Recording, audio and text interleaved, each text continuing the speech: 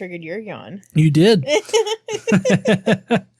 Hi, honey. How you doing? I'm all right. How are you? Yeah, I'm doing okay. Are you, by chance, ready to learn about the Bible? I mean, are you? Well, yeah.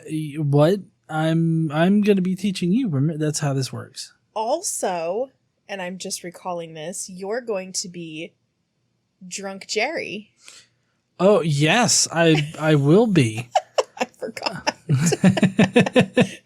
Well, I don't. We have a lot this week, don't we? For you, yeah. Yeah. Mm-hmm. I don't know. I think people might get a little aggravated with it, but we'll see. Okay. Luckily, I am drinking while recording this, so that's going to help with the. Oh yes, that always helps. Man, I realize you guys couldn't see the eye roll. All right, so are we ready to begin with this shit? I'm ready. All right. So if you guys don't remember, last time Jerry drunkenly stripped naked and bitched out a bunch of priests who decided to kill him, but then was saved at the last minute. We killed Uriah, though. Oh, yeah, they definitely yeeted that motherfucker. No. This time, God is going to change things up. Oh, yeah? Yeah, by judging everyone. What? That's what he does all the time. Yeah, he does. Egypt, it was sarcasm. Oh, sorry, I missed the point. Yeah. Egypt, who is currently being ruled by Nacho Libre, is first to get some judgment, and Nacho is none too pleased. Judah is told that Nacho is coming to kick their ass. But Nacho can't cast any healing spells because they suck other gods' dicks. God then sweet and softly whispers in Jerry's ear. God then sweetly and softly whispers in Jerry's ear, "You need to warn Nacho." He needs to warn him about Nebby, that's Nebuchadnezzar, coming to fuck with him. So Nebby is going to fuck with Nacho. And then Jerry reassures Judah not to be a little bitch because they won't be completely destroyed, just partially. That's reassuring. Yep. And then the Phillies are going to get flooded with water. Yep. Okay. And Gaza is going to go bald due to all the stress that God is causing them. So Gaza's not a person. Well, Gaza, whatever. I mean, however you want to take that, Gaza is going to go, like the entire city, I guess, is going to go bald. Okay. Yep. It's going to happen. Mm-hmm. Okay. Are we done? That's all you need to know for this week on the Daily Bible Podcast. No, you better leave that book open. What? Mm-hmm. Okay.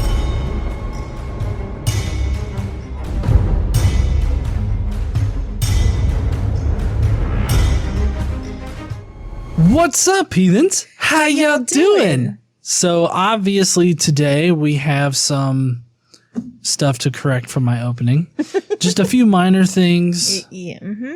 Yep, minor things. So we're going to be starting in we're pretty much going to do Jeremiah 46 and the beginning of 47.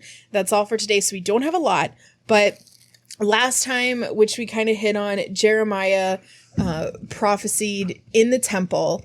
And it really upset some of the priests. He was captured, and then he was released. Because people came up on his behalf and basically said, "No, you can't kill this guy. This is a prophet." No. Yeah, I mean, anybody would be really mad about a drunk guy coming in there screaming a whole bunch of like. He wasn't drunk. I mean, you heard it last week. That was you. Well, listen, I'm sorry if the prophecies just come off as a drunken rant. I mean, they kind of do. But we ended it off with Uriah. Actually, he was another prophet that was prophesying the same kind of stuff that Jeremiah was. But since Jehoiakim, the new king, remember last time we got two new kings. And Jehoiakim was the puppet king that Pharaoh of Egypt. Nacho. That he put in place. And so Jehoiakim really wanted to kill Jeremiah, but kind of couldn't. So he went after Uriah instead, and they killed Uriah. So that's kind of where we ended off last week. Okay. So Jehoiakim. Just wanted to do that. I mean, it feels like a name that needs to be sung. Well, I mean, you know that he was renamed. You remember? Oh, yeah. He was, I don't know what his original name was, but yeah. Quite similar to how God butt-fucked Jacob in the desert and renamed him Israel. Yeah.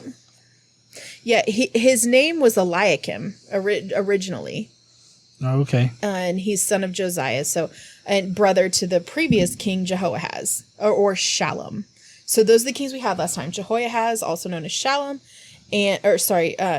Jehoahaz, also known as Shallum, and Eliakim, also known as Jehoiakim. Okay. So Jehoiakim is the king in Judah right now. That's where we're at. And we're going to start off. This time we're just going to have judgments against kind of other nations and other peoples. Yeah? Yeah, because fuck them. Build that wall. Well, I mean, we've been spending how long with judgments against Judah and Israel? Did you just say build that wall? It took a second. All right. This is the word of the Lord that came to Jeremiah the prophet concerning the nations. Concerning Egypt, this is the message against the army of Pharaoh Necho, king of Egypt, which was defeated at Carchemish on the Euphrates River by Nebuchadnezzar, king of Babylon, in the 4th year of Jehoiakim, son of Josiah, king of Judah. Hold on, I gotta get in the right mindset. It's like a beer me moment. Definitely. All right, here we go. Prepare your shields, both large and small, and march out for battle. Harness the horses, mount the steeds, take your positions with helmets on. Can't forget that shit, now can we? No, you gotta have the helmet. Polish your spears. Spears is synonymous with dick. No, it's not. Put on your armor. What do I see? Probably dead people. They are terrified. They are retreating. Their warriors are defeated. They flee in haste without looking back, and there is terror on every side. Declares the Lord. The swift cannot flee, nor the strong escape. In the north by the Euphrates, the river Euphrates. Damn dyslexia. They stumble and fall because they're dipshits. That's not what it says. We need to read what it says. Drunk Brocephus. That's my bad. I will do better. Who is this that rises like the Nile, like rivers of surging waters? Egypt rises like the Nile, like rivers of surging water. What? Never mind. She says, I will rise and cover the earth. I will destroy cities and their people. Charge, you horses. Drive furiously, you charioteers. March on, you warriors, men of Cush, and put who carry shields, men of Lydia, who draw the bow. But the day belongs to the Lord Almighty. A day of vengeance, for vengeance on his foes. The sword will devour till it is satisfied, till it has quenched its thirst with blood. For the Lord Almighty, will offer sacrifice in the land of the north by the river Euphrates. Why do you think they call it River Euphrates instead of the Euphrates River? Are they bass-ackwards over there? Yes. Okay, they're bass-ackwards. Go up to Gilead and get balm. Like, is this lip balm? I don't know. Balm. Get balm. Balm. I don't know what that is. Also, isn't Gilead like where King Arthur's from? Anyways, virgin daughter Egypt, but you try many medicines in vain. There is no healing for you. Okay, so basically what's happening here is Jeremiah is providing or getting God's message about how Egypt is going to come for Judah, right? Yep. And he's basically saying, Judah, you need to prepare for this, right? And that you can't flee, that you're going to get fucked up. But Egypt is also not going to necessarily win the day, right? Mm-hmm. Okay, so this next section is, it's a continuation from where we were just, there's no healing you. You may try many medicines in vain. There's no healing you. At this point, God's talking through Jeremiah to Egypt, telling them there's no healing for you and what's going to happen to them at this point. The nations will hear of your shame. Your cries will fill the earth. One warrior will stumble over another. Both will fall down together. Yeah, so what you're getting here is God's telling Egypt that Babylon's going to come get them. So that's what's about to happen. So this next part we're going to continue into is the message the Lord spoke to Jeremiah, the prophet, about the coming of Nebuchadnezzar, king of Babylon, to attack Egypt. Announce this in Egypt and proclaim it in Migdol. Proclaim it also in Memphis and the Taphanes. Did you know they came to Tennessee? No, I didn't. That's either. pretty awesome. Yeah. Where do you think they played at? I don't know. Bluebird? No, back alleys. I think Bluebird's in Nashville anyway. Take your positions and get ready, for the sword devours those around you. Why will your warriors be laid low? They cannot stand, for the Lord will push them down. They will stumble repeatedly. They will fall over each other. They will say, get up. Look, let us go back to our own people in our own native lands, away from the sword of the oppressor. They will exclaim, Pharaoh is king of Egypt, is only a loud noise. He has missed his opportunity. If it were me, I'd add like a dipshit. Just saying. As surely as I live, declares the king, whose name is the Lord Almighty. One will come who is like Tabor among the mountains, like Carmel by the sea. Is that like the creamy rich? No, that's caramel. That's caramel. My bad. Pack your belongings for exile. You who live in Egypt, for Memphis will be laid waste and lie in ruins without inhabitant. Oh, so that's what happened to it. Egypt is a beautiful heifer, but a gadfly is coming against her from the north. The mercenaries in her ranks are like fattened calves. They too will turn and flee together. They will not stand their ground, for the day of disaster is coming upon them, the time for them to be punished. Egypt will hiss like a fleeing serpent.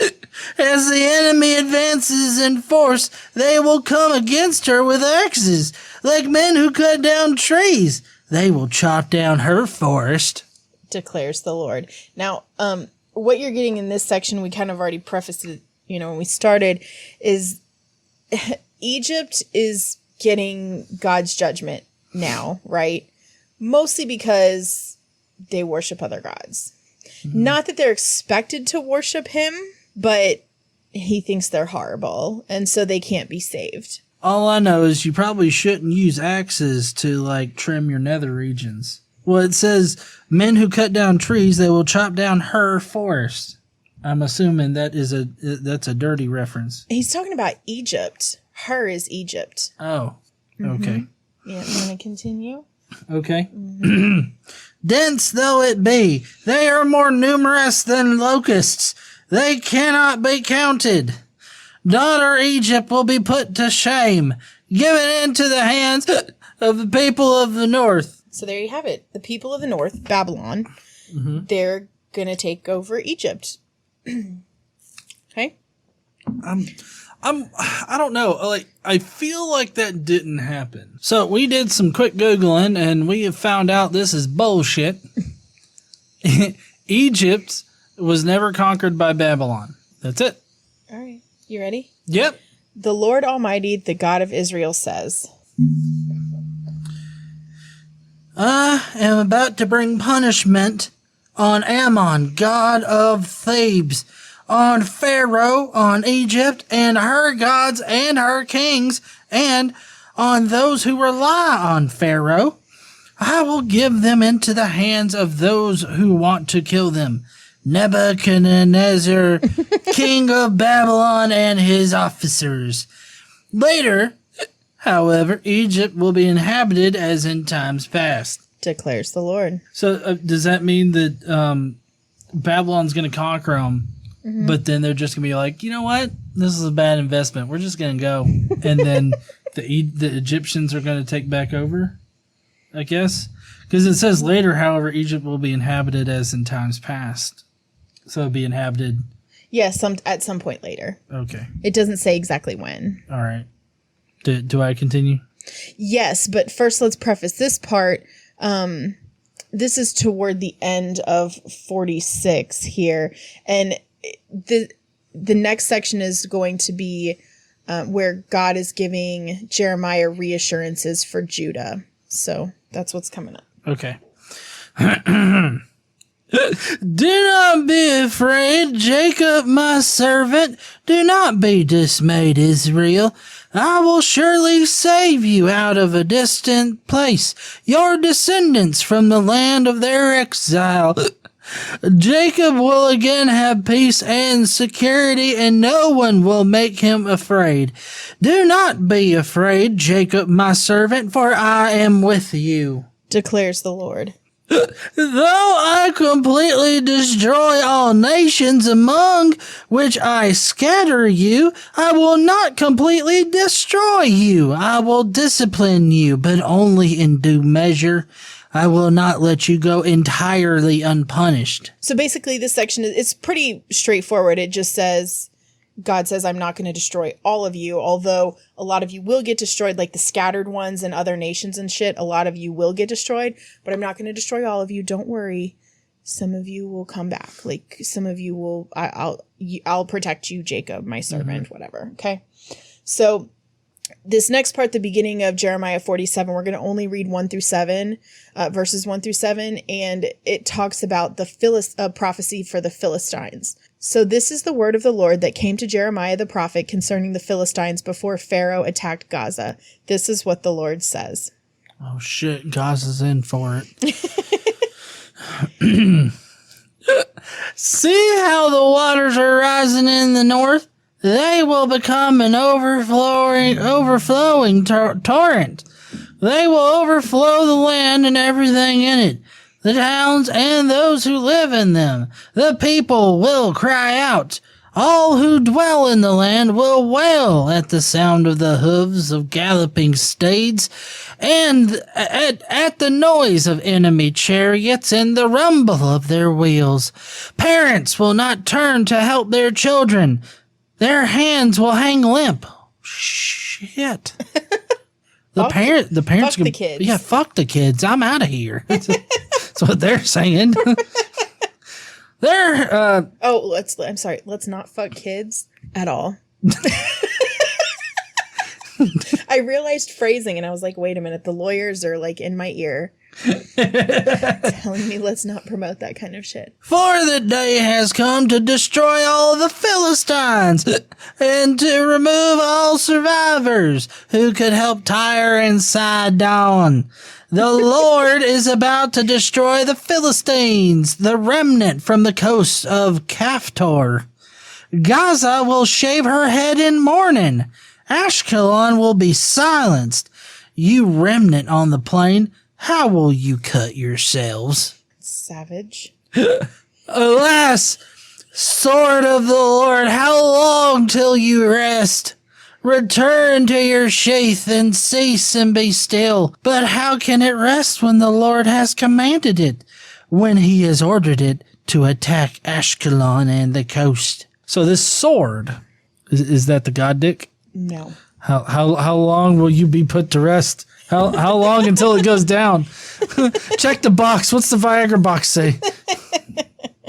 Okay, so that's all for today. Woo! Woo! I know it wasn't a whole lot. Next time, we're actually going to be doing, we're going to be going into the book of Habakkuk. Oh, Habakkuk? Habakkuk. Oh. You know what's weird? As a Christian, I never knew there was a book in the Bible called Habakkuk. Only found out later. Yeah. That was a big surprise. It's not a super well-known one. Yeah. Yeah. Okay, so what we're going to be talking about in the book of Habakkuk is this person, Habakkuk, is questioning Jeremiah's prophecy, right? Okay. And so he's concerned about it. He's questioning, how can a righteous and holy God use a wicked nation like Babylonia to bring punishment against God's people, though they are rebellious and sinful? Right? Which seems like a fair question, right? I agree. So he's going to pose this question about seemingly evil prevailing over the supposed good, right? God's people. And so we're going to talk about that in the book. God's going to reply to him and tell him that essentially the wicked are always punished, and they're basically going to have a conversation about it. Oh, okay. So that's what happens next time. Awesome. Well, if you want to hear more about Habakkuk, I guess you'll have to tune in next week. I hope you guys you heathens, have an awesome week ahead of you, and Don't forget to stand up and use your voice. bye, heathens. Bye, y'all.